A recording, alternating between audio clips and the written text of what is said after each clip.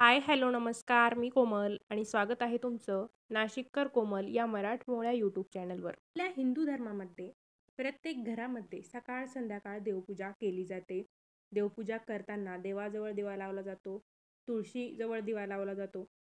त्याचबरोबर आपल्या हिंदू धर्मियांचा सर्वात मोठा सण म्हणजे दिवाळीचा सण. दिवाळीच्या सणाला आपण मोठ्या प्रमाणात दिवे लावतो, पणत्या लावतो. या सणाला तर फेस्टिवल ऑफ लाईट असंच म्हटलं जातं. थोडक्यात काय, की पूजेच्या वेळी दिव्याचा प्रकाश हा अंधार दूर करतो आणि जे की अज्ञानाचं प्रतीक आहे.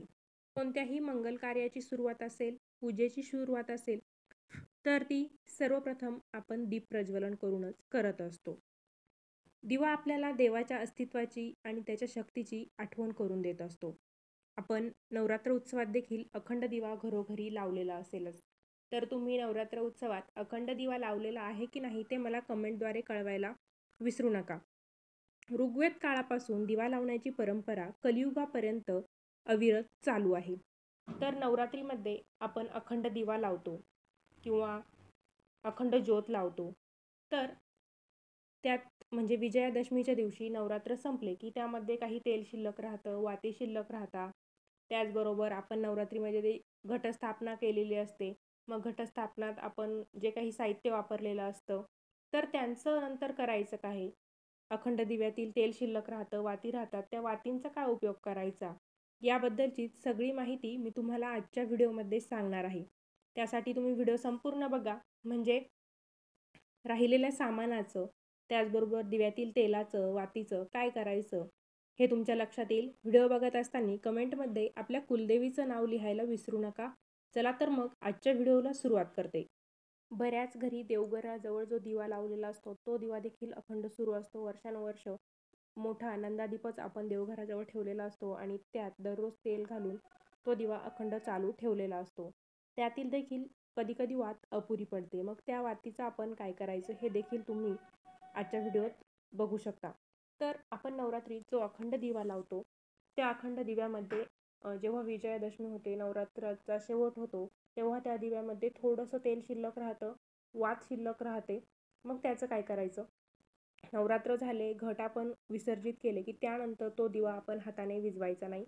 घट विसर्जनाच्या दिवशीच ज्यावेळेस तुम्ही घट हलवले, ज्यावेळेस तुम्ही घट विसर्जन करत असाल, तिथलं सगळं सामान आवरून घेत असाल, तेव्हा तो दिवा तिथून तसाच उचलायचा, विझू द्यायचा नाही आणि देवघराजवळ नेऊन ठेवायचा आहे. जोपर्यंत तो दिवा विझत नाही स्वतःहून, तोपर्यंत आपण तो दिवा विझवायचा नाही. दिवा विझला पण त्यात तेल शिल्लक आहे, मग तो दिवा तुम्ही एकतर पूर्ण तेल संपेपर्यंत प्रज्वलित होऊ द्यायचा आहे, किंवा मग तुम्हाला दिवा काढून घ्यायचा असेल तर त्या दिव्यातील तेल काढून घ्यायचं आणि आपण देवघराजवळ जो दिवा लावतो त्यामध्ये ते तेल टाकून द्यायचं आहे. वात असते, वात तुम्ही ती देवघरातील दिव्यामध्ये वापरू शकता, किंवा मग नसेल वापरायची तर ती वात तुम्ही एखाद्या चांगल्या झाडाच्या पायथ्याशी पुरून द्यायची आहे. समजा तुम्ही वातीमध्ये जर रक्षासूत्र लाल धाग्याची वात वापरलेली असेल तर ती वात तुम्ही व्यवस्थित स्वच्छ धुवून घ्यायची आणि त्यानंतर तुम्ही आपल्या दंडावरती ती वात बांधू शकता. पण कापसाची वात जर तुम्ही वापरलेली असेल तर तुम्हाला हा उपाय करता येणार नाही. हातावरती तेलकट चिकट होऊन जाईल आणि कापूस तुम्हाला दंडावरती व्यवस्थित बांधता देखील येणार नाही. तर अशा वेळेस तुम्ही आपल्या हिंदू धर्मामध्ये जी 5 पवित्र वृक्ष सांगितलेले, ही आंबा असेल, चिंच असेल, वड असेल, पिंपळ, आवळा, या वृक्षांच्या बुडाजवळ देखील तुम्ही ती वात पुरून देऊ शकता, किंवा मग आपल्या देवघरातील दिव्यामध्येच ती वात तुम्ही वापरायची आहे, किंवा मग वाहत्या पाण्यात ती वात विसर्जित करून दिली तरीही चालेल. जी निर्माल्याची फुलं असतात ती देखील तुम्ही झाडांच्या बुडाला पुरून द्यायचं आहे. तुमच्या गॅलरीत कुंडीमध्ये झाडं असतील तर तिथे देखील तुम्ही ती फुलं पुरून द्यायची आहे. त्यामुळे तुमच्या झाडांना चांगलं खत तयार होईल, त्याच्यातून नवीन फुलझाडं देखील तयार होऊ शकतात. अखंड दिव्यात आपण जे तेल टाकलेलं असतं ते तुम्ही देवघरात टाकून घ्या, किंवा मग जवळपास देवीचं मंदिर असेल तर तिथे त्या दिव्यामध्ये तुम्ही ते तेल टाकू शकता. आता देवीच्या नावाने आपण सेपरेट 1-1.5 किलो तेल बाजूला नवरात्रीमध्ये काढून ठेवलेलं असतं. समजा तुम्हाला थोडंसं तेल लागलं, त्यातील काही पावशेर अर्धा किलो तेल शिल्लक राहिलेलं आहे, मग ते तेल तुम्ही तुमच्या देवघरातील दिवा लावण्यासाठी वापरू शकता, किंवा तुम्हाला नसेल वापरायचं तर जवळपास देवीचं मंदिर असेल तर ते तेल तिथे जाऊन तुम्ही दान करून द्यायचं आहे. तेलाचं, वातीचं काय करायचं हे तुमच्या लक्षात आलं असेल, दिवा आपण स्वतःहून चुकूनही विझवायचा नाही. तो जोपर्यंत जळतोय तोपर्यंत आपण त्याला जळून द्यायचा आहे. आता नवरात्रीत आपण घटस्थापना करतो, घटावरती नारळ ठेवलेला असतो. बऱ्याच घरी अशी पद्धत असते की जो आपण मातीची घटस्थापना करतो, मातीचा घट जो बसवतो त्याच्यावरती डायरेक्ट नारळ ठेवतात. बऱ्याच घरी अशी पद्धत असते, मातीचा घट सेपरेट बसवता आणि दुसरी कलश स्थापना केलेली असते, त्याच्यावरती नारळ ठेवलेला असतो. तर कोणतीही पद्धत असो त्याच्यावरती नारळ ठेवलेलंच असतं. मग ते जे नारळ आहे त्याचं काय करायचं? ते नारळ ज्यावेळेस घट हलवता तेव्हा ते नारळ घटावरून काढून घ्यायचं. त्याचं तुम्ही वाहत्या पाण्यामध्ये विसर्जित करू शकता. बऱ्याच घरी असं म्हणतात की आपण याची देवीचं प्रतीक म्हणून पूजा केलेली असते, मग ते फोडून खाणं बरोबर वाटत नाही. तर नारळ तुम्ही फोडून देखील खाऊ शकता. त्याचा प्रसाद घरातील सर्वांनी मिळून खायचा असतो. त्या नारळापासून तुम्ही खीर वगैरे तयार करून तो सुद्धा प्रसाद स्वरूपात तुम्ही खाऊ शकता. किंवा तो नारळ जमिनीत जर तुम्ही पुरला तरीही चालेल, किंवा त्याला जर कोंब आलेला असेल नारळाला तर त्याचं झाड तुम्ही तयार करायचं आहे. अखंड दिव्यातील जी वात असते ते इकडे तिकडे कुठेही फेकायची नाही, कोणाच्या पायांदळी पडणार नाही याची आपण काळजी घ्यायची आहे. त्याचप्रमाणे घटस्थापनेत वेळेस जे आपण फुलं, पानं, माळा वापरलेले असतात ते साहित्य देखील आपण कुठेही इकडे तिकडे फेकायचं नाही, जेणेकरून ते आपल्या पायांदळी येईल. एकतर ते जे निर्माल्य असतं ते तुम्ही व्यवस्थित जमिनीत खड्डा करून मातीमध्ये पुरून द्या, त्याचं खत तयार होऊन जाईल. किंवा वाहतं पाणी असेल तर त्याच्यात विसर्जन करून दिलं तरी चालेल. घटाच्या भोवती जे धन उगवलेले असतात, जी माती आपण टाकलेली असते ते व्यवस्थित भरून घ्यायचं आहे आणि ते आपण आपल्या शेतामध्ये नेऊन टाकायचं आहे. माती मातीत मिसळून जाते, धन देखील आपल्या शेतीत जातात, फक्त जेणेकरून आपला पाय पडणार नाही याची काळजी आपण घ्यायची आहे.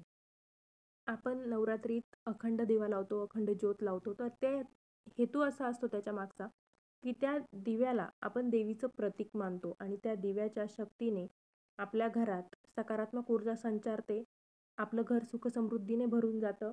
आपल्या घरात लहान मुलं असतील तर त्यांच्यासाठी देखील नवरात्रीमध्ये अखंड दिवा लावणं खूप शुभ मानलं जातं. समजा तुमच्याकडे घटस्थापना करत नसतील, तुमची घटस्थापना गावाकडे होत असेल किंवा तुमच्याकडे देव नसतील, त्यामुळे बऱ्याच घरी एका घरात 2 घट बसवलेले जात नाही. तुम्ही नोकरी व्यवसायानिमित्त बाहेर राहत असाल तरीही अखंड दिवा लावायचा असतो.